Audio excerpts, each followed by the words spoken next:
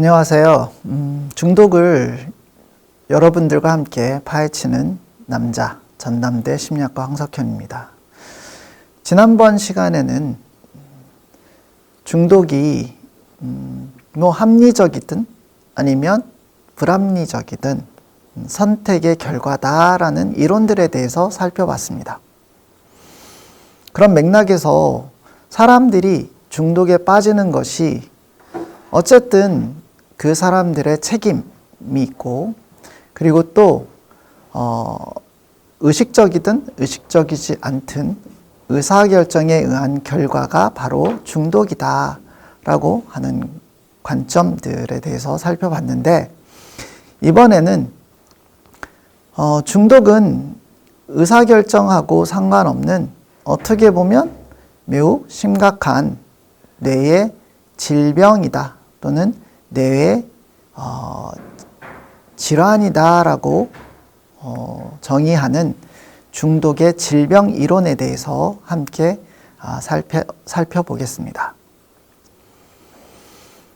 사람들이 중독에 빠졌을 때 매우 고통스러운 경험을 하게 되고, 그리고 또 여러 종류의 손상과 어려움에 처하게 되는데, 그럼에도 불구하고 왜 사람들은 중독으로부터 벗어나지 못하는가 궁금하시지 않으셨나요? 만약에 본인의 모습이 그렇게 처절하고, 그리고 또 중독 행동이나 중독 물질이 그렇게 고통스러운 것이고 고통을 초래한다면 왜 사람들은 이런 행동을 멈추지 못할까? 그런 것에 대해서 생각을 하게 된다면 우리는 이 중독 행동에 대해서 다음과 같은 질문을 하지 않을 수 없습니다. 중독이라는 것은 매우 강력한 동기로 인해서 하게 되는 행동을 의미하는가, 아니면 강력하지 않더라도 손상된 통제력으로 인해서 발생하는 것인가. 많은 중독자들이 자신의 중독으로 인해서 심한 고통을 호소하고 또 다양한 어려움에 직면하게 됨에도 불구하고 왜 계속 중독 행동을 하게 되는가, 왜 그것을 끊지 못하는가에 대해서 생각하게 되면 이런 질문을 하지 않을 수 없습니다. 중독은 너무 강력한 동기로 인해서 비롯되는 건가, 아니면 강하지 않더라도 중독자들이 이 통제력이 손상돼서 그런 중독을 끊지 못하는 것인가 라고 궁금해할 수 있는데요. 중독으로 인해서 고통받고 있는 많은 사람들이 고통스러움에도 불구하고, 그리고 또 다양한 어려움을 초래함에도 불구하고 왜 중독으로부터 벗어날 수 없는가, 또는 왜 중독 행동을 멈출 수 없는가에 대해서 생각해 본다면 두 가지 이유를 생각해 볼 수 있습니다. 첫 번째는요, 하나의 예를 들자면 약물 중독의 경우, 약물을 사용하게 만드는 어떠한 힘이 너무 강하게 작용해서 이 힘에 저항하기 어려운 그런 측면이 있을 수도 있겠죠. 그것을 우리는 충동성이라고 할 수 있습니다. 두 번째 경우는 자기 통제 또는 의지가 중독자들에게 너무 약하거나 부재, 아예 없을 수도 있겠죠. 그 같은 경우는 행동 조절의 문제 또는 행동 조절 장애로 볼 수 있는데요. 이 두 가지 요인은 우리가 중독을 충동이 통제할 수 없을 정도로 강한 것으로 정의할지, 아니면 충동을 저항하는 능력이 손상된 것으로 정의할지와 관련된 그런 문제인 것입니다.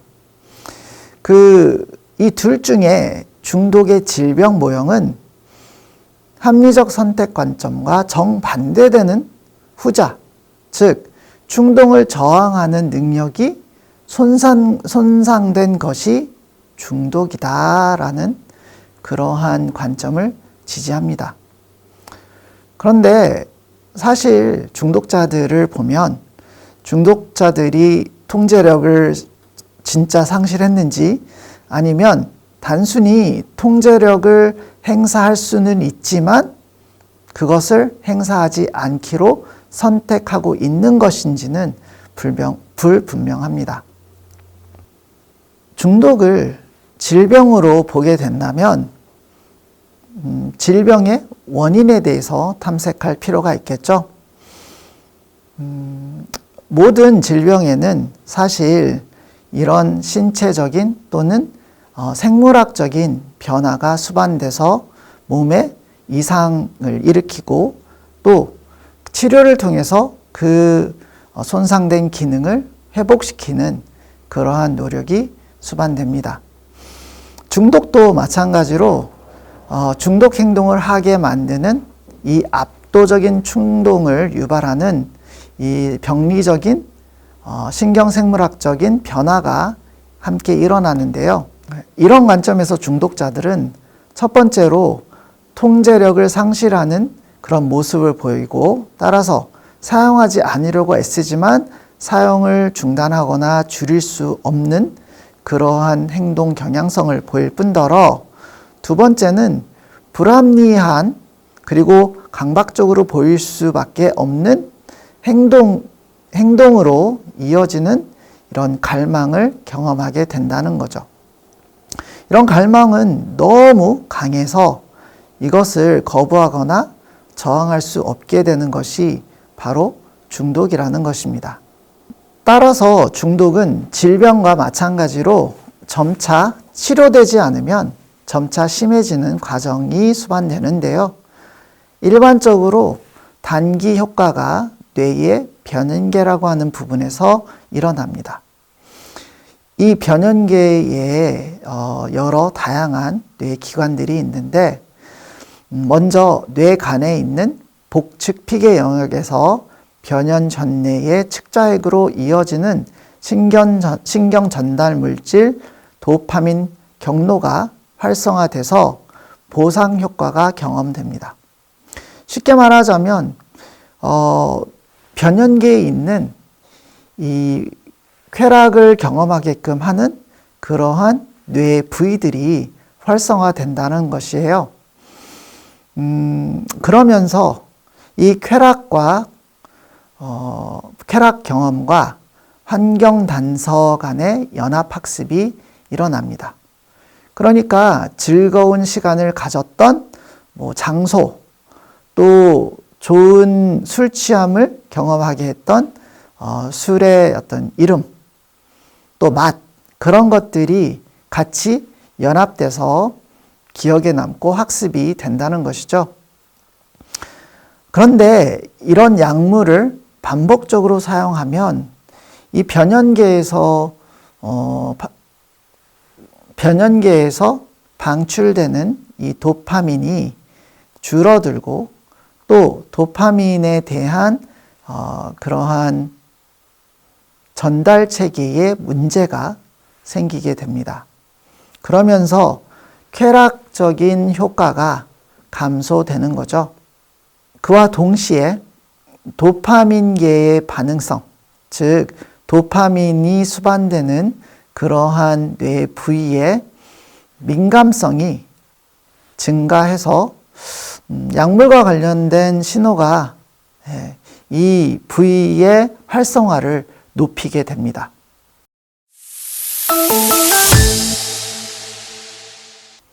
자, 생각해 보세요. 뇌는 이 도파민의 반응에 대해서 또 도파민의 효과에 대해서 되게 민감하게 반응을 하게 되는 반면 실제로 이 물질을 사용하게 되면 실제 얻어지는 그러한 쾌감의 양은 줄어드는 것이죠. 그렇다면 갈망의 양은, 그러니까 물질을 사용하고 싶은 그러한 욕망은 점차 커지는 반면 그 약의 효과는 점차 약해진다는 것을 의미하고요. 그러면서 약에 대한 또는 이 중독 물질에 대한 욕망은 커지고 그것을 통해서 얻어지는 쾌감은 줄어드는 이 악순환이 반복이 되는 것입니다. 이게 단순한 어떻게 보면 단기적인 그러한 효과라면 약물을 지속적으로 사용하게 되면 다음과 같은 장기적인 이 뇌의 변화가 일어나는데 이것을 세포 적응이라고 하고요. 이런 과정에서 주관적으로는 이전에 받은 음식, 운동, 성행위, 여가활동, 사람들과 함께하는 시간을 통해서 얻어진 즐거움에 대한 이런 보상의 효과는 줄어들고 또는 평가절하되고 마약 추구에 대한 강박성이 발달됩니다. 그러니까 약물을 사용하지 않으면 심리적인, 신체적인 불편감이 초래되고 이것은 금단 증상과 관련되어 있습니다. 그러면서 처음에 약물을 사용했을 때 매우 조심스럽게 통제했던 그러한 행동이 자동화되고 그리고 약물과 관련된 또는 중독 행동과 관련된 그러한 여러 생각들이 이렇게 강화되면서 이 약물 관련된 자극 또 중독 행동과 관련된 그러한 자극에 대해서 더 민감성을 갖게 되는 것이죠. 그래서 작은 소리나 중독과 관련된 작은 소리나 어떠한 광경 또는 심지어 중독과 관련된 어떤 냄새 그런 것에 대해서 되게 민감하게 되고 민감하면 할수록 환경의 다양한 그런 요소들이 자극들이 갈망을 유발하는 그러한 촉발 인자로 작용하게 됩니다. 재미있는 것은 이러한 환경적 신호와 약물 사용 또는 중독 행동 사이에 학습된 연합은 장기간 약물을 사용하지 않거나 중독 행동을 하지 않더라도 갑작스럽게 재발해서 그 행동을 하게 되는 그러한 재발에 기여한다는 것입니다. 이런 맥락에서 일부 전문가는 중독에 대한 억제 조절 장애 이론을 전개하기도 하는데요. 이 이론에 따르면 중독은 억제에 관여하는 뇌 영역의 손상을 수반한다는 그런 설명입니다. 코카인 그리고 알코올 중독자뿐만이 아니라 장기간 약물을 끊은 사람들의 전 대상 피질과 안화전두 피질의 활성도가 유의미하게 감소했다라는 그런 연구 결과가 있는데요. 이 영역들은 단서에 노출되거나 급성 금단 기간 동안에는 매우 강한 활성화를 나타내는 반면 일상적인 그런 상태에서는 매우 활성도가 낮은 그런 경향성을 보입니다. 오히려 그 기능이 덜 활성화된 반면 중독과 관련된 그러한 단서에 노출이 되면 갑자기 더 큰 활성도를 보인다는 거죠. 이것은 마치 배고픈 사람이 고열량 음식의 사진을 보는 상황, 그럴 때 활성화되는데 저 같은 경우 아마 배고플 때 떡볶이 그림을 또는 사진을 봤을 때 이렇지 않나 싶습니다. 안화전두 피질은 이렇게 보상과 처벌을 표상하는 것 외에 감정적인 의사결정, 공격, 그리고 공포의 조절, 그리고 감정적 공감에 관여를 하는데요. 이 그림을 보시면 이 전전두 피질의 아랫부분에 해당하는 것이 바로 안화전두 피질이고 그리고 전측 대상 피질이 위쪽에 이렇게 널리 분포되어 있다는 것을 볼 수 있습니다. 따라서 이런 관점에서 중독 행동에서 일어나는 강박 행동은 이렇게 자기 조절에 기여하는 전 대상 피질과 안화전두 피질의 기능의 손상으로 인해서 유발된다고 볼 수 있고요. 따라서 이런 억제 기능이 손상되는 그 과정은 중독이 발달하는 데 있어서 필수 요소로 작용합니다. 따라서 오랫동안 약물을 사용하지 않다가 재활하는 사람들 중에 41% 정도의 사람들이 자신의 충동을 억제하지 못해서, 그러니까 약을 사용하고 싶은 그러한 충동을 순간 억제하지 못해서 다시 약물을 사용하게 되었다는 그런 연구 결과가 있는데, 이런 결과들이 중독이란 자신의 행동을 조절하는 기능의 손상을 수반한다는 관점을 지지하는 것입니다. 이 시간에 배운 내용을 잠시 복습하자면, 중독을 질병으로 보는 이론은 중독을 자신의 충동에 저항하는 능력이 손상된 것으로 정의하고, 중독 행동이 자신의 행동을 통제하고 조절하는 뇌에 손상을 입히는 기질적인 문제로 보고 있다는 것을 알 수 있습니다. 따라서 물질 사용이나 중독 행동은 점차 이런 자기조절 기능의 손상을 악화시키는 악순환을 초래하고 한동안 끊더라도 언제든 재발할 수 있는 평생 관리가 필요한 질병으로 보고 있습니다. 지금까지 저와 함께 중독은 질병이고 특히 뇌의 질병이다라고 보는 이론에 대해서 살펴봤는데요. 그렇다면 일단 중독에 빠지면 완치될 희망은 없는 걸까요? 꼭 그렇지는 않습니다. 많은 사람들이 적어도 중독자들 중에 3분의 1의 사람들이 전문가의 개입 없이 스스로 중독으로부터 벗어난다는 그런 통계도 존재합니다. 그러니까 여러분, 희망을 버리지 마세요. 전문가의 개입 없이 중독으로부터 벗어날 가능성이 있다면 전문적인 도움을 받는 경우 그 가능성이 얼마나 더 커질 수 있을까요? 자신의 문제에 대해 도움을 받고 싶다면 주저하지 않고 전문기관에 대해 알아보시고 도움을 받을 수 있기 바랍니다. 오늘 배운 내용이 뇌와 관련된 내용이라 조금은 생소하고 힘들었을 수도 있을 것 같습니다. 그래도 우리 함께 힘내시기를 바라고요.